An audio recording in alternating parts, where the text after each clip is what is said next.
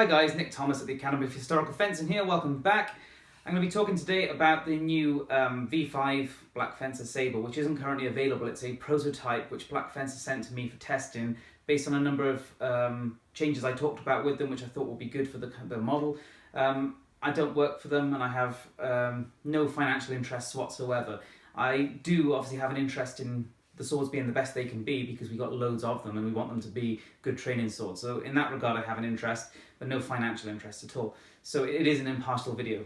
So the V5, I'm going to be talking about it in regards to how it compares to the previous generations of Black Fencer Sabre, also how it matches up to a range of original swords that it's based on, and also just how it really fits into what we want to do. So to understand that, first of all, you need to look at what is it trying to represent. Sabre, the term sabre, most people these days just think of a bowl-hilted, fairly light-bladed sword, sometimes even straight as well. But that's just one small category of sabre. The sabre was in use for over 1,000 years, so it covers a huge sort of depth of style in terms of hilt and blade and everything else. All you can really say about the sabre is that it's curved, and then you look at all the categories that exist. So what we're trying to represent here is what we train for, Napoleonic infantry sabre. Now the problem with that is that there wasn't a pattern early on for that type of sword, because the infantry sword for the British was the spadroon, which was not well liked, and a number of troops started using sabres that eventually then got, well, I say eventually, very quickly got adopted then as standard. And there initially weren't patterns for them until a few years later. So what you even call this is kind of difficult. You call it a Napoleonic infantry officer's sabre, or a Georgian infantry officer's sabre, or something like that. And you could legitimately call it the 1796 infantry officer's sabre because it's based on the 1796 light cavalry trooper's sword. That you could call it that as well. And justifiably, you could also call it the 1799 pattern because that was when an order was first issued that infantry officers of a certain kind, notably flank officers, could carry a sabre, but they didn't stipulate what kind. So it could have a variety of names, but it's not so important. Just think of it as a late 18th or early 19th century British sabre. And they did vary quite a bit. So I'm going to compare it, as I said, to Black Fencer's models and also to original training swords. I suppose we'll start off comparing it to the Black Fencer swords, and we'll go from there. So this is a V2, and the prototype I'm holding is a V5, not yet released. The V2, this one here is a very early one. It's almost 3 years old now, and this has had constant heavy abuse.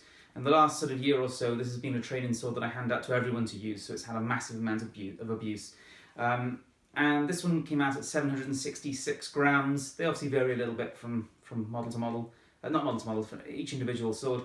But roughly they're all within a few grams of each other.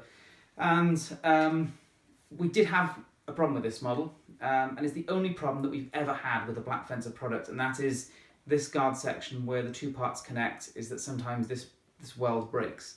And Black Fencer were good about it because they solved the problem very, very quickly. And the way they actually solved it was going with this is the V3 sabre, this tubular section, which fixed the problem entirely. But anyway, so yeah, 766 grams. Balance point on this is 8 centimeters, so it's really far back as a lot of small swords, and even further back than some spadroons. And it has quite an odd looking pommel. The reason for that is that this was their mezzo pommel. They've only got so many different models of pommel, so they used the mezzo pommel on this, and that resulted in quite a hilt heavy sword for this kind of sabre, or most kind of sabres. And if I just put the V5 down a sec, you can see what happened between V2 and V3 is they put on this tubular section guard, which is very strong, incredibly strong. It doesn't dent, it doesn't break, no problem at all. And they rounded the pommel off as well, and that reduced a bit of weight. So even though they actually, the old V2, they fullered to the tip, they stopped fullering it to the tip on the V3, which gave you a little bit of mass here. At the same time, they took a little bit of weight out at the pommel, so the balance came up to 10 centimeters, and the weight reduced by 20 grams, so it became a little bit more realistic. So that's just a quick comparison of those two. As I said, that V2, the only problems we ever had was that one well break-in, and that's long gone because Black Fencer have replaced all those models, and we've never broken anything since. And to give you an idea of our training with and our usage of Black Fencer, we now have just over 160 swords from Black Fencer in the club, a lot of which have been there for 3 years, and that sabre was the only problem we've ever had. We haven't managed to break or damage anything else.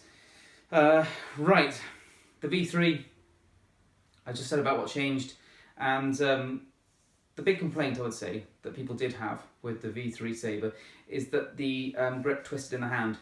Now this is a problem that was known historically actually. If you look at the 1853 Trooper's sword and the ones that followed it, the 1864 and 1885, is that they had a full width tang and then the grip was pinned onto it, much like you would with a mezza for example, and it's very square, and there were complaints at the time of it doing this. So that's actually a historical problem for some swords. But anyway, the V3, this is my personal one, has served me very, very well.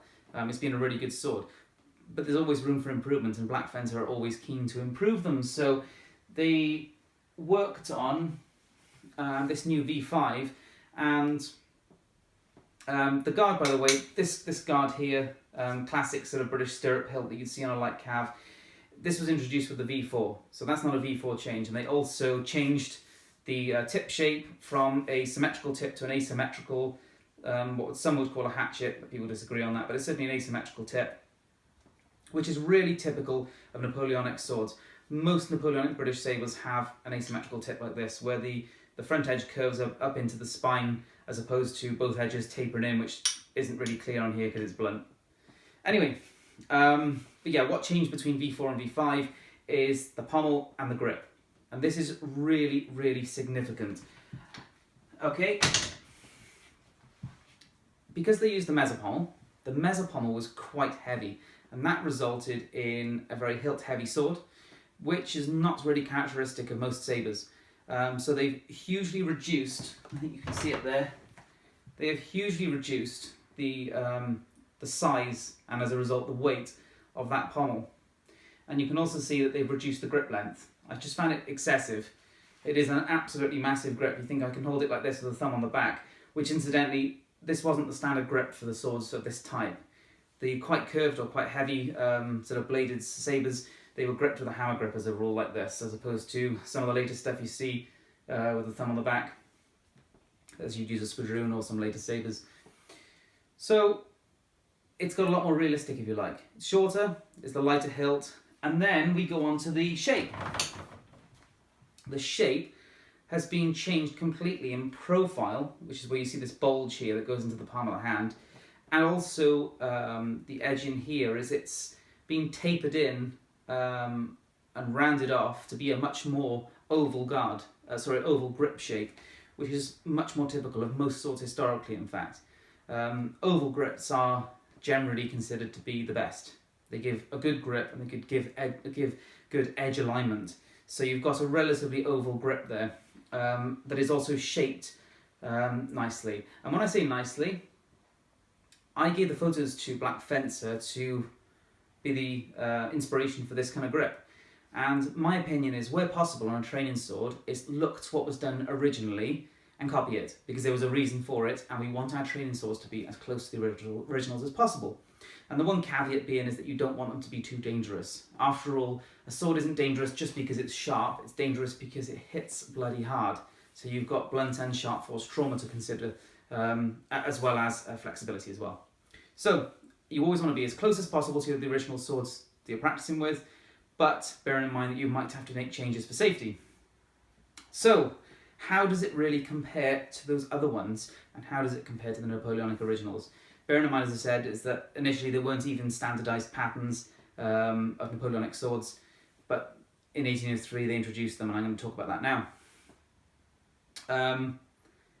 The balance on this is 12.5 centimetres, as opposed to the early Black Fencer sabre was sort of 8 or 9, going up to 10 for the V4 and 5, sorry, 3 and 4.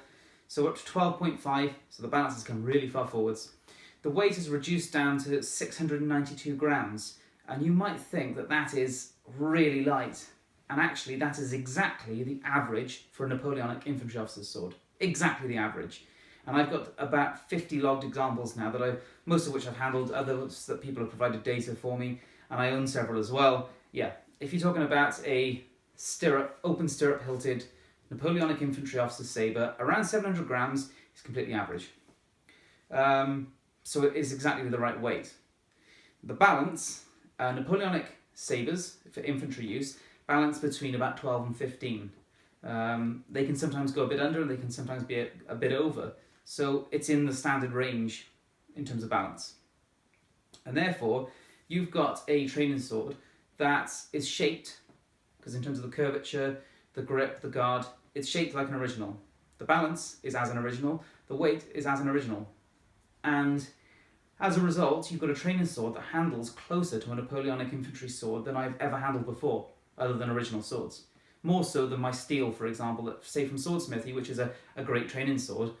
But this actually, close your eyes and just swing it, this handles a bit more like an original. And that's largely down to the grip shape and partly to do with mass distribution as well. So let's compare it to some originals as well, because that's really, really important, and then I will carry on from there. So I said that swords of this time, they were based on the 1796 light cavalry sabre, this one here, and they were. And you can see the grip and the guard shape. If I actually take them from the blade, that'd be more sensible. It's quite close. This one doesn't exaggerate the kind of bump, if you like, on the grip quite as much as some of the other examples I've got. But you can see it's quite similar, and also this shape here, it's quite extreme on the Black Fencer, and again, loads of originals are like that as well. Mine's quite subtle actually here. Not all of the ones I've got are again. So there's 1796 light cavalry. I'm not going to compare its specification exactly, because this is a light cavalry sword, and they're heavy, and the balance is far forward. This is over 900 grams with a 19 centimetre balance point, because it's a light cavalry sabre, what you call a hussar's sabre. And Black Fencer are now making a blade like this that you can mount on that hilt, and then you'd have this if you really want to use it. Just bear in mind it's going to hit very hard, because it is known as a very heavy hitting sword. So in terms of inspiration of guard, very much like it. Now, going on to a few other things, here's another original, very interesting British sword. This is inspired by the Shamshir, so it's excessively curved. And there was a fashion for this. It wasn't the norm, but there was a solid following for them. And if you compare the two, you can see they are very, very close indeed. And yes, the Black Fencer is made that much larger because you want to use padded gloves in it. And you can see how compact that is on my hand. If you wear a fairly heavily padded glove like a Red Dragon, or a bit bigger like Black Lance, you will get the feel in this that I've got open hand in this. So I think the size is pretty damn perfect. And you can fit in conings and Spez mittens into this as well. I have tried that. It's again a tight fit, like this is a tight fit, but it's about right comparing to the originals. And how does this compare? Well, this and this are exactly the same weight. And this one's slightly shorter, it's a couple of centimetres shorter than the Black Fencer, but marginally, and it's more curved. And the more curvature you have for the equivalent length, the heavier it's going to be as well. But even so you're talking very, very similar, weight is the same, balance is the same. Okay, going on to another original. This is the 1803 infantry officer's sword. So this was the official pattern infantry sword in the Napoleonic era, which not every officer used. Some used regimental patterns or whatever they wanted to use, because there was quite a lot of leeway for officers to choose equipment depending on their colonel. So this is what's called the slotted hilt, which has a lot more protection, and as a result weighs a little bit more in the hilt. But as a direct comparison, weight-wise, this one is 760 grams. So it's 65 grams, or so roughly, heavier than this, which is, makes sense because it's got a much more protected guard. And you see the grip shape. That's one of the swords that I used as inspiration for this. So it's as close, I think, as they can realistically make it, bearing in mind that a sword like this would have cost you many hundreds, even going into the thousands historically. So I think they've got that pretty damn close. And again, you can see just how compact that is on my hand is that moving into, say, a thumb grip is really, really uncomfortable. I wouldn't want to use the sword like that until it digs in it. It's not suited to it. You don't want to be using this with a thumb grip. It wasn't recommended in the manuals, and the hilt isn't designed for it. So you can see how compact that is. So again, this feels about right with a padded glove. And lastly, the other 1803 that I've got, which is a little bit larger. So that last one I showed you was a whisker shorter than the Black Fencer, and this one is a whisker larger. This is about 1 to 1.5 centimeters longer than Black Fencer. But you can, in blade shape, see that they are almost identical. So that's really quite nice. This one's 810 grams, but then it is a bit longer and with a substantial guard compared to the Black Fencer. So roughly in proportion, it's about right. So there we go. And that one is a balance of 15 centimeters, which is expected because it's just a little bit beefier and a bit longer. Okay, so there's a comparison to the original Black Fencer sabres and original Napoleonic British swords.